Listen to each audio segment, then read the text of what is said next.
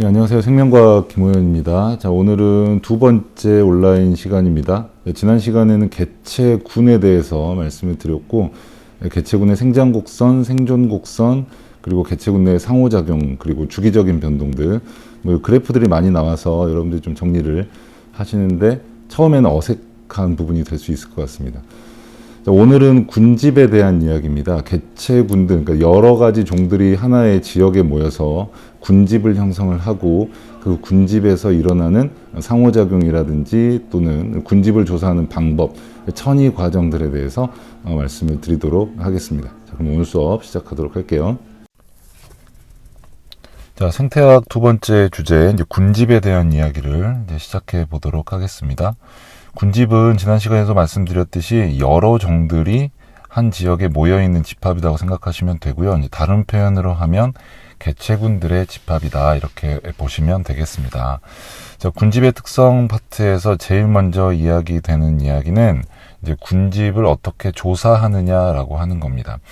물론 군집을 조사하는 방법에는 여러 가지가 있습니다만은 그 중에서 우리 교육과정에서는 이제 방영구법을 하게 돼요. 물론 군집 분포도 교과서에 나와 있는데 사실 군집 분포는 그렇게 중요한 거 아니니까 넘어가도록 할게요. 다시 방영구법이라고 하는 걸 이제 정리를 해주시면 되겠습니다. 방영구법은 여러 가지 군집 종류 중에서 이제 식물 군집을 조사를 하는 건데요. 말 그대로 방영구라고 하는 걸 사용을 합니다. 이제 방영구는 지금 보시는 바와 같이 가로 1m, 세로 1m짜리 나무 틀이라고 보시면 되고, 거기에 10칸씩 가로줄, 세로줄이 있습니다. 이 방영구를 가지고 여기저기 돌아다니면서 이제 풀밭을 조사를 하는 거예요. 연습을 한번 해볼게요. 지금 보시는 것처럼 동그라미, 별, 네모, 식물종이 있다라고 볼게요. 그리고 얘네들이 이제 군집을 이루고 있습니다. 편의상 동그라미를 A종, 별을 B종, 그 다음에 네모를 C종이라고 생각해 볼게요. 여기 보시면 A, B, C 중에서 어떤 게 더 이 식물 군집에 가장 중요한 역할을 하는지를 보시는 건데, 첫 번째로 밀도를 한번 보죠. 밀도는 지난 시간에도 말씀드렸듯이 서식 면적에 대한 개체 수입니다. 그래서 각각 카운트를 해보면 A, B, C가 5, 5, 2라는 걸 볼 수 있습니다. 그 다음에 이제 빈도라는 개념을 챙기셔야 되는데, 빈도는 방영구에 출현한 횟수라고 보시는 거예요. 그래서 전체 방영구 100칸 중에서 몇 칸에서 출현을 했는지, 이게 밀도하고 같은 것처럼 보이지만 조금 다른 게, 연습을 해볼게요. 지금 동그라미 A종은 총 9칸에서 보여집니다. 5개 있지만 겹치는 칸이 있기 때문에. 반면에 B종은 4칸에서 보여지고요. C종은 총 7칸에서 보여집니다. 그렇기 때문에 밀도하고 빈도에 약간의 차이가 있는 걸 확인하실 수가 있어요. 그 다음에 피도도 고려를 해야 되는데, 피도라고 하는 건 조금 포괄적인 개념이긴 한데, 그 식물 군집에서 특정한 종이 차지하고 있는 면적이다라고 보시면 되겠습니다. 그래서 이런 식으로 정리를 하면 우리는 어떤 식물 군집에서 누가 더 중요한지를 파악을 해야 되는데, 밀도도 빈도도 피도도 고려를 해야 됩니다. 물론 이거 세 개의 값을 그냥 단순하게 더한다고 될 얘기는 아니에요. 그 이유를 좀 더 생각을 해보도록 할게요. A, B, C 세 개의 종이 있다라고 했죠. 밀도, 빈도, 피도에 대해서도 말씀을 드렸어요. 그래서 생태학자들이 이 밀도, 빈도, 피도를 구해놓고 보면, 밀도는 방금 말씀드린 대로 5, 5, 2, 그 다음에 빈도는 9, 4, 7입니다.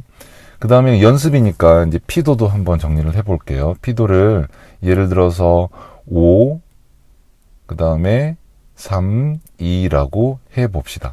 그러면 이 세 개의 수치를 그냥 더하게 되면 어떤 문제가 생길까요? 네, 얘네들의 단위가 다르죠. 밀도는, 빈도는, 피도는 각각의 단위가 있을 테니까 각각의 다른 단위를 더할 수는 없을 거예요. 그래서 우리가 조금 더 정확하게 얘네들의 중요도를 확인을 하기 위해서는 상대값이라고 하는 걸 다시 조사를 해야 됩니다. 그래서 다시 정리하면 밀도는 상대 밀도로, 빈도는 상대 빈도로, 피도는 상대 피도로 정리를 하게 됩니다. 물론 공식이 있어요. 상대값이니까 어떻게 하면 되겠어요? 네, 전체 값에 대한 특정 종의 값을 하면 되겠죠. 예를 들어서 상대 밀도를 한번 정리를 해볼게요. A는 전체 ABC의 밀도가 12니까 그 중에서 5개를 가지고 있으면 41%겠죠. B도 41%, C는 18%가 될 거예요. 빈도도 한번 생각해 볼게요. 전체 9개, 4개, 7개가 있으니까 그 중에서 9개면 45%, B는 20%, C는 35%가 될 겁니다. 피도는 좀 더 편하죠. 5개니까 50%, 3개니까 30%, 2개니까 20%. 이렇게 퍼센트 단위로 단위를 맞춰준 다음에 얘네들은 이제 더해 줄 수가 있습니다. 자, 이런 식으로 더하면 A는 136, B는 91, C는 71이 나오고 이 값을 우리는 중요치 또는 중요도라고 부릅니다. 그리고 식물 군집에서 이 중요도 값이 가장 큰 종을 우리는 그 식물 군집의 우점종이라고 부릅니다. 그래서 우점종을 판단을 하는 방법, 방형구법으로 정리를 하시면 되겠습니다. 자, 두 번째로 군집 내의 상호작용에 대해서 말씀을 드릴게요. 지난 시간에는 개체군 내의 상호작용을 얘기를 했다면 개체군 내의 상호작용에 어떤 것들이 있었는지 한번 복습을 해보시면 텃세, 순위제, 리더제, 사회생활, 그리고 가족생활이 있었어요. 그래서 제가 세, 제제, 생생 이렇게 정리를 하시라고 말씀을 드렸습니다. 그리고 이 개체군 내의 상호작용의 중요한 포인트는 개체군들이 과도한 경쟁을 하지 않도록 회피하는 방법이다. 좀 더 멋있게 말씀드리면 생태적 지위가 겹치기 때문에 과도한 경쟁을 회피한다. 이렇게 생각할 수 있습니다. 생태적 지위는 어려운 말이 아니고요. 그냥 좋아하는 것, 서식지, 좋아하는 먹이 이런 것들을 생태적 지위라고 생각하시면 돼요. 그런데 서로 다른 종 사이에서는 조금 궤가 다른 게 이므로 강한 A종이 있고 약한 B종이 있다면 얘네들이 같은 공간에 살 때 한쪽이 이익을 받을 수도 있고 손해를 받을 수도 있고 아무 일도 없을 수도 있습니다. 그러면 우리는 총 9가지 경우의 수를 생각할 수 있고요. 여기를 칸을 채워야 돼요. 강한 종과 약한 종이 전부 이익을 받으면 우리는 그걸 서로 이익을 받는다. 그래서 상리공생이라고 하고요. 한쪽만 이득을 받는 경우들이 있거든요. 그런 걸 우리는 편리공생. 반대로 한쪽만 손해를 보는 경우가 있습니다. 편해공생이라고 채워주시면 됩니다. 그리고 서로 아무런 영향도 주고받지 않는 걸 우리는 중립이라고 합니다. 그리고 강한 종이 이득을 보고 약한 종이 손해를 보는 걸 피식포식 관계라고 이름을 붙일 수 있고요. 반대의 경우는 기생이라고 보시면 돼요. 서로 손해를 보는 건 경쟁이 되겠죠.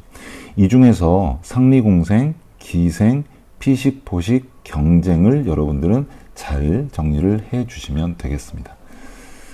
상리공생 같은 경우는 유치원 때부터 악어와 악어새니 그런 것들 배우시게 되는데 그런 것들보다 더 중요한 예가 생명과학에는 있어요. 그래서 지의류라는 것을 먼저 챙겨주시면 되는데 지의류는 녹조류와 균류가 같이 상리공생을 하는 예가 되겠습니다. 또 콩과 식물이라고 하는 녀석하고 뿌리옥 박테리아가 같이 상리공생을 하면서 살아가고 있는 것도 나옵니다. 이 두 개의 부분은 일단은 이름만 적어두시고 뒤에 다시 말씀을 드릴게요. 지의류는요, 1차 건성천이 중에서 개척자의 역할을 하는 녀석이고 콩과 식물과 뿌리옥 박테리아는 질소순환에서 질소 고정작용을 하는 중요한 예다. 이렇게 챙겨만 놓으시고 뒤에서 다시 한번 말씀을 드리도록 할게요. 그 다음에 경쟁 볼게요. 같은 종들 사이에서의 경쟁은 무조건 생태적 지위가 겹치기 때문에 경쟁을 회피하게 돼요. 그런데 다른 종들 사이에선 그럴 필요가 없잖아요. 그래서 생태적 지위가 같거나 또는 비슷한 경우에 경쟁의 모습이 조금 다른데 같은 경우에는 생태적 지위가 동일한 경우에는 경쟁 베타의 원리가 적용된다 이렇게 얘기를 합니다. 쉽게 말씀드리면 한 종이 멸종될 때까지 아주 극심한 경쟁을 한다라고 보시면 되겠어요. 경쟁 회피랑 다른 거죠. 반면에 생태적 지위가 똑같지는 않고 비슷한 경우에는 어떻게 하느냐, 나누어 살기, 분설을 하게 됩니다. 그래서 요런 것들을 이제 그래프로 여러분들이 이해하시면 좋은데, 단독 배양을 했을 때와 혼합 배양을 했을 때 각각의 생장 곡선을 정리를 해보는 거죠. 자, 제일 위에 있는 단독 배양했을 때의 모습은 일반적인 실제 생장 곡선입니다. 그런데 얘네들을 혼합 배양했을 때 만약에 1번 같은 경우가 나온다면 뭐가 될까요?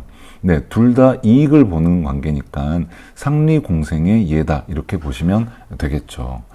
그러면 이런 경우도 있을 거예요. 한쪽은 아무 일도 없고 다른 녀석은 이득을 보는, 한쪽만 이득을 받네요. 그러면 우리는 이걸 편리공생이라고 보시면 되고, 편해공생도 비슷한 느낌으로 그래프를 그려보실 수가 있습니다. 세 번째부터 중요한데, 세 번째는 A가 멸종이 되어버렸어요.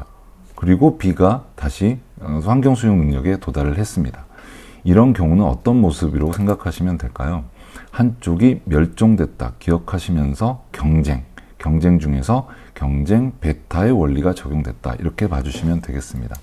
흔히 3번을 오해하는 친구들이 A가 B한테 잡아먹힌 거 아닌가요? 라고 생각하시는데, 피식 포식 관계는 지난 시간에 했었던 거죠. 주기적 변동 곡선으로 보시면 되겠습니다. A하고 B가 둘 다 손해를 보는 건 똑같은 경쟁인데 이건 뭐가 될까요? 네, 멸종은 하지 않았으니까 나누어 살기, 분서 이렇게 그래프 정리로 여러분들 개체군 간의 상호작용을 확인해 주시면 되겠다 이렇게 말씀드리겠습니다. 자, 다음 주제는 천이입니다. 천이는 뭐 되게 복합적인 개념으로 사용을 하는데 이렇게 정리를 할게요. 시간에 따른 군집의 외형 변화다 이렇게 정리를 할게요. 근데 군집의 종류가 여러 가지 있잖아요. 그 중에서 식물 군집의 변화다 이렇게 정리를 해주시면 조금 더 혼선이 없을 것 같아요. 일단 천이의 종류를 먼저 정리를 하면, 천이는요 1차 천이와 2차 천이로 나뉩니다. 1차 천이가 먼저 일어나는 거고 2차 천이가 다음에 일어나는 거고 이런 식으로 생각하셔도 돼요. 뒤에 다시 설명할게요. 1차 천이는 다시 건성 천이와 습성 천이로 나눕니다. 그래서 천이의 종류는 총 3가지로 보시면 되고, 1차 건성 천이, 1차 습성 천이, 그리고 2차 천이 이렇게 정리를 하시면 되겠습니다. 자, 그러면 1차 건성 천이부터 볼게요. 시작 지점은 용암대지입니다. 암석이에요. 돌에서는 식물이 살 수가 없죠. 그래서 1차 건성천이의 첫 번째 과제는 풍화작용을 통해서 토양을 만들어내는 겁니다. 물론 지구과학에도 풍화작용이 나오지만 생명과학에서 풍화작용은 생물에 의한 풍화작용이고요. 그 유일한 예로 제시되는 건 지의류입니다. 지의류는 제가 상리공생에서 말씀을 드렸던 내용이죠. 녹조류와 균류가 같이 사는 모습인데, 녹조류는 광합성 산물을 균류에게 주고, 곰팡이와 같은 균은 녹조류, 물에 살아야 되는 녹조류가 암석에서 살 수 있도록 서식 공간을 제공합니다. 그래서 우리는 상리공생의 중요한 예로 지의류를 챙길 수가 있습니다. 지의류가 물질 대사를 하는 과정에서 돌이, 용암대지가 풍화가 되고, 그렇게 되면 토양이 만들어집니다. 그러면 여기에 첫 번째로 들어오는 식물, 풀이겠죠. 그래서 먼저 초원이 만들어집니다. 그 다음에는 키가 작은 나무들이 들어와요. 이 키 작은 나무를 우리는 관목이라고 해요. 그리고 이 관목이 숲을 이루기 때문에 우리는 그 숲을 관목림이라고 부릅니다. 다음 단계로는 키가 큰 나무들이 들어옵니다. 그런데 키가 큰 나무들 중에서 양지식물 스타일의 나무들, 뭐 전나무라든지 뭐 그런 것들이 먼저 들어오게 됩니다. 양지식물이라고 하는 건 빛의 세기가 셀 때 잘 자라는 식물을 양지식물이라고 합니다.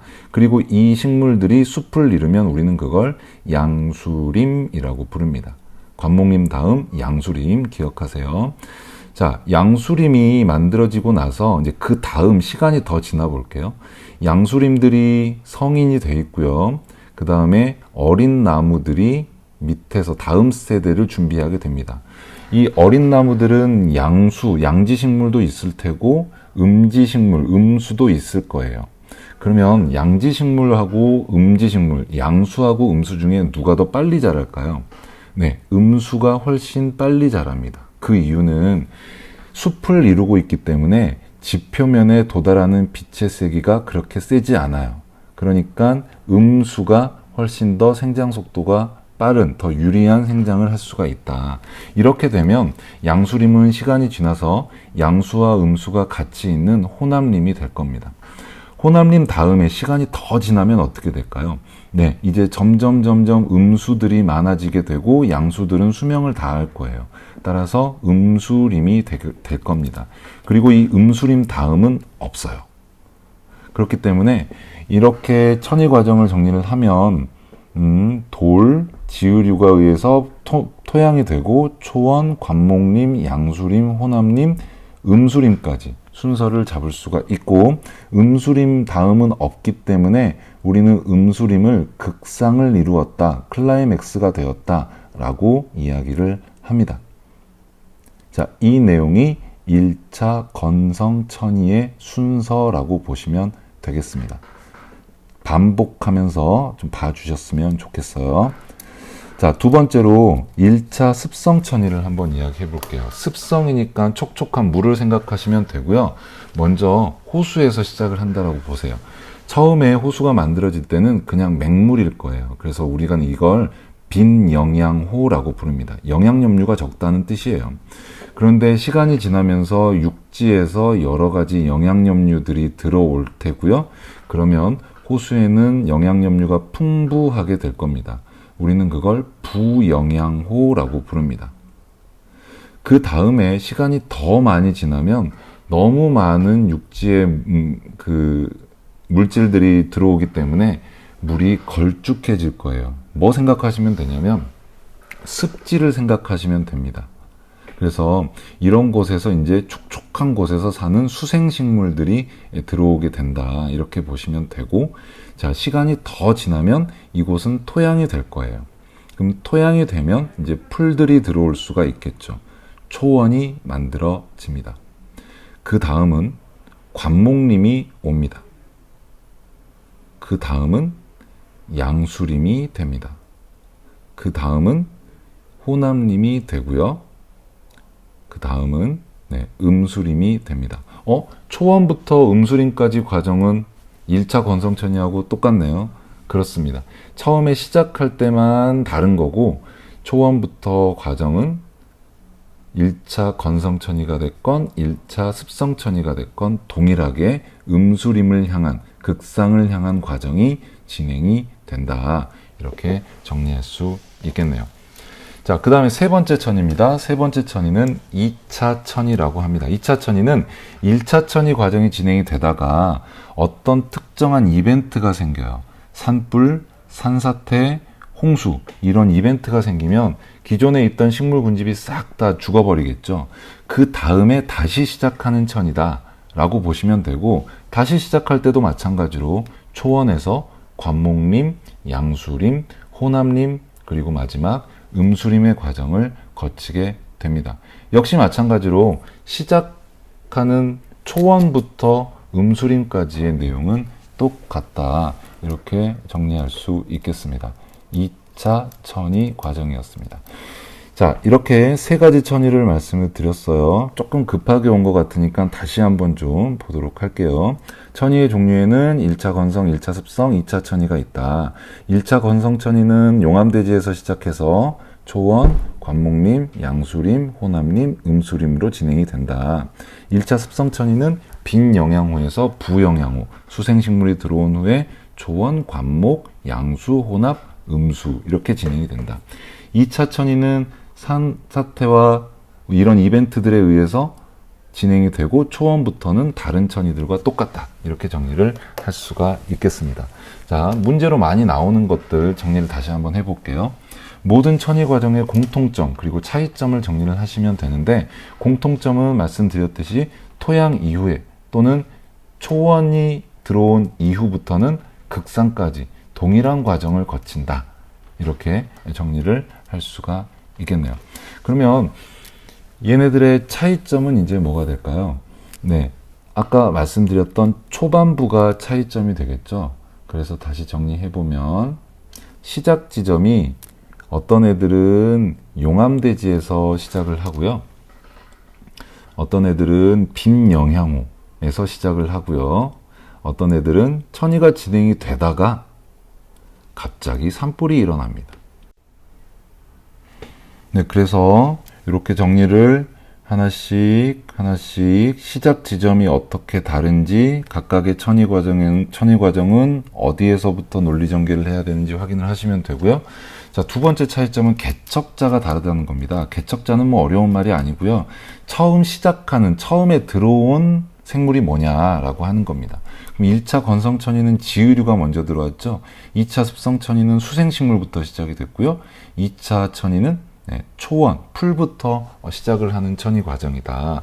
이렇게 정리할 수가 있겠습니다. 네, 지금까지 이제 군집의 특성에 대해서 말씀드렸습니다. 지난 시간에 개체군과 마찬가지로 군집도 외워야 될 것들이 많이 있습니다. 처음에는 되게 어색한 부분들도 많이 있고 이제 자료들도 많이 나오고 하긴 하는데 뭐 모든 공부가 그런 것 같아요. 일단은 모든 것들을 다 처음부터 알 수는 없는 거고, 여러분들 오늘 그다음에 지난 시간에 했던 내용들 개념들 중에서 조금은 친숙한 개념들, 실생활에서 쓰는 개념들을 중심으로 조금씩 자신의 영역을 확장해 가는 그런 과정이 필요할 것 같습니다. 반복 연습 중요하니까 꼭 잘 복습하고 따라와 주시기 바랍니다. 긴 시간 동안 고생하셨습니다.